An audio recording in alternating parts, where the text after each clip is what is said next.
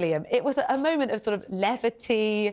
There was lots of laughing. I didn't really realise he had such a good relationship with Tom Cruise. I love this photo. There's a bromance here, isn't there? You must have seen that photo by now. That is a stunning. bromance in the making, isn't it?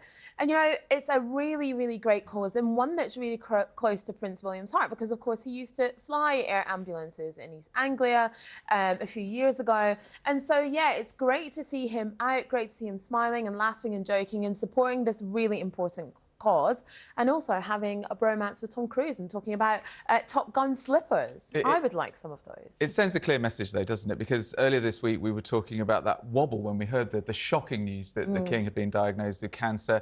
We obviously reflected on the fact that he was only the crown was put on his head just last year, and we wondered about the pressure on Prince William. And this is, I suppose, Prince William just showing that the pressure, he can wear it well. Yeah, because it is going to be a lot of pressure, and anyone knows when you have someone in your family who has any kind of illness, a cancer diagnosis, it's very, very stressful. You're worried about them, you're worried about their treatment, as well as having a wife who's recuperating and as well as having that pressure literally of the crown, right? Impending, and it must feel maybe a bit closer than it did maybe a year ago or so, and so that's a lot for him to take on. It's a lot for him to shoulder, and this is kind of his way of showing how he will do it, that he's just gonna get on with the job whilst acknowledging the fact that, yes, there has been some medical issues going on. He talked about the medical focus of the past 2 weeks and also, you know, thanked people for their support, which must mean a whole lot to him.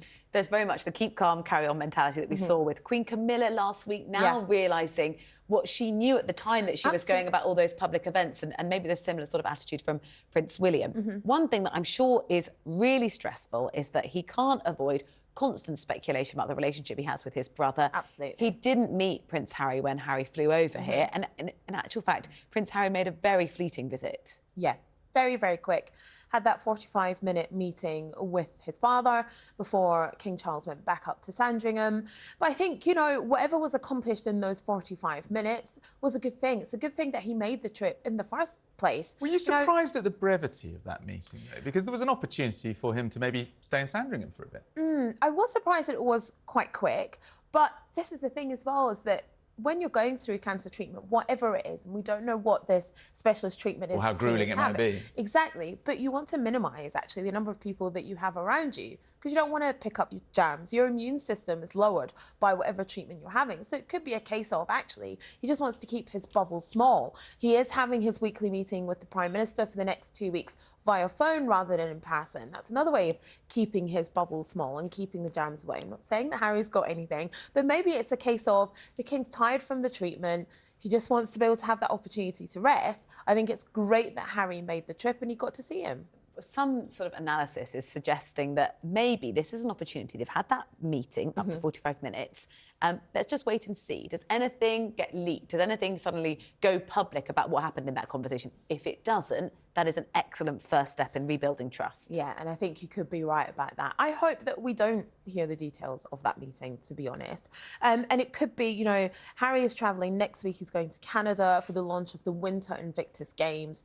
Doesn't mean to say he might make another round trip. We might see him here in a couple of weeks, in a month, like you say, if we don't hear the details of that 45-minute conversation. And I think we won't, actually. I hope we don't anyway. Thank you very much indeed. Really appreciate that, Sophia.